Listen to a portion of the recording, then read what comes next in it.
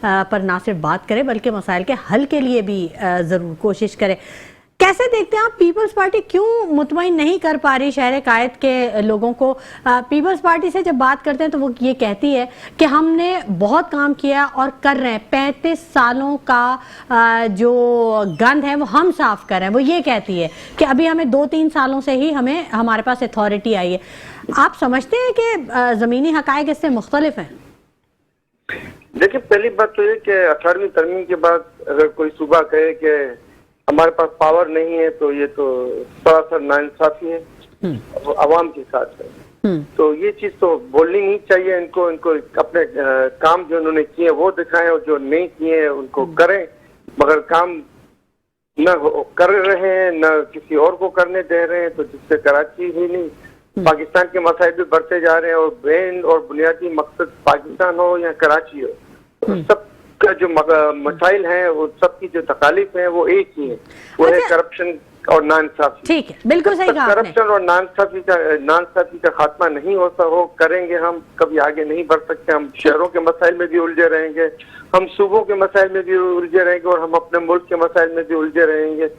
اور جو اس طریقے سے صوبہ چل سکتا ہے, کچھ لوگوں سے جب بات کرتے ہیں نا, جی سلیم صاحب, جب ہم بات کرتے ہیں عام شہریوں کی, تو عام شہریوں کا جو رویہ ہے نا وہ بہت بڑا بے چارگی والا ہے, بڑا بے بسی والا ہے. وہ کہتے ہیں کام تو ہونا ہی نہیں ہے, یہ سب دکھاوا ہے, یہ سب ڈرامے بازی ہیں. مطلب یہ لٹرلی ان کے الفاظ ہوتے ہیں یہ, اور انہیں کوئی امید نہیں ہے کہ آنے والے وقتوں میں کچھ بہتری آ سکے گی.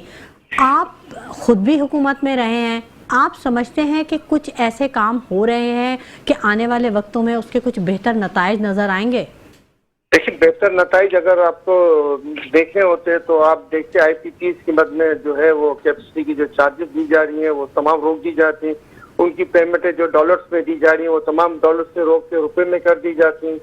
اور تھرڈ سے جو کوئلہ نکال کے جو یہ بجلی بنا رہے ہیں اس کی جگہ پہ جدید ٹیکنالوجی کے ڈرل کر کے بجلی, گیس اور کوئلہ تینوں چیزیں حاصل کرتے اور صوبے کو اور ملک کو خوشحالی کی طرف لے جاتے.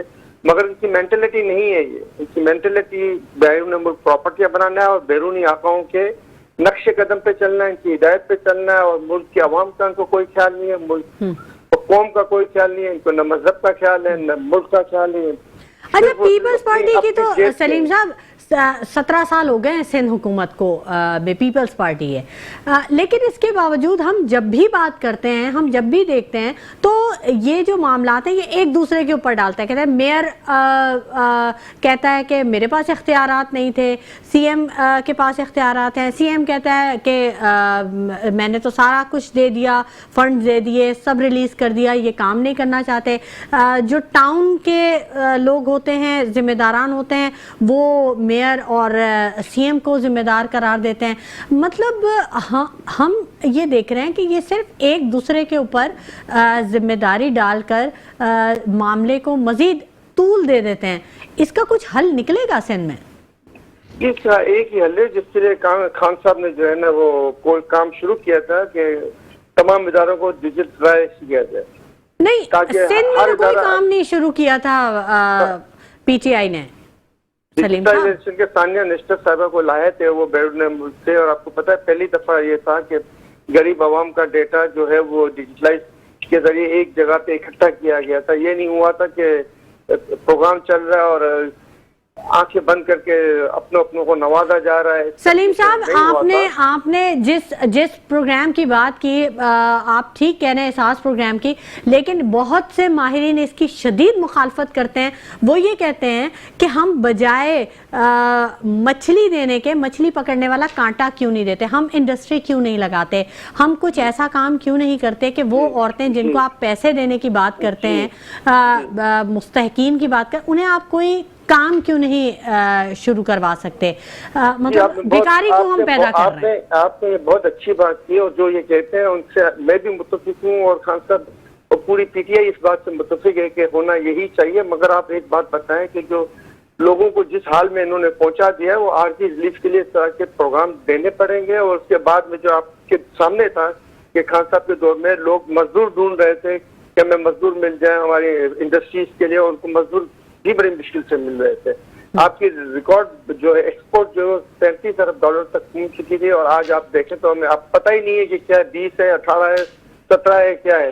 آج تو ان کو بولتے ہوئے بھی شرم آتی ہے کہ ہماری ایکسپورٹ کیا ہے. ورنہ خان صاحب کے دور میں ہر مہینے میں جو ہے نا ہمیں انفارمیشن ملتی تھی کہ بھئی اتنی انکریز ہوئی، اتنی انکریز ہی کی طرف جا رہا تھا. حالانکہ 3.5 سال کے اندر میں سے 2 سال کورونا کے بدترین گزرے، مگر باوجود بھی جو ہے ہماری ایکسپورٹ بلندی کے ریکارڈ قائم کیے تھے. اور اگر ان کو موقع اسی لیے نہیں دیا گیا، اسی لیے رینج چینج کیا گیا کہ یہ جو ہے آستین کے ساتھ پاکستان کو خوشحال نہیں دیکھنا چاہتے، یہ آستین کے ساتھ پاکستان کو ترقی یافتہ نہیں دیکھنا چاہتے، یہ آستین کے ساتھ پاکستان کو تعلیم یافتہ نہیں دیکھنا چاہتے، کیونکہ اب صرف ایک مقصد ہے کہ لوٹو اور بیرون ملک پراپرٹیاں بناؤ. نہ اس میں لوگ ملک کے خیر خواہ تھے، نہ ہیں، نہ ہوں گے. اچھا سلیم صاحب، آپ بھی کراچی کے رہنے والے ہیں، ہم بھی کراچی کے رہنے والے ہیں. یقیناً آپ دیکھتے ہیں کہ پیپلز پارٹی اتنے عرصے سے یہاں پر حکومت کر رہی ہے، بہت سے پروجیکٹس لانچ کرتی ہے، کچھ تکمیل کے مراحل میں ہوتے ہیں، کچھ کی تکمیل ہو جاتی ہے. تو پیپلز پارٹی کی جانب سے کوتاہیاں ہیں، لاپرواہیاں ہیں، یا وہی ایک پرانا جو کرپشن کا نعرہ ہے وہی ہے؟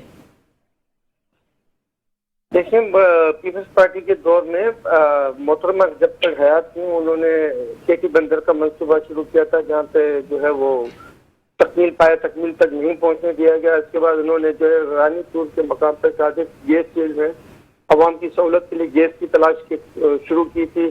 اس میں سے کافی کنوؤں میں سے گیس بھی نکلی تھی، مگر وہ منصوبہ بھی ان کے اقتدار سے ہٹا کے ادھورا چھڑوایا گیا، اور آج تک وہ منصوبے کے اوپر نہ توجہ دی گئی، نہ سوچا گیا کہ اس کو مکمل کرے، کیونکہ عوام کے لیے سوچنے والے نہیں ہیں.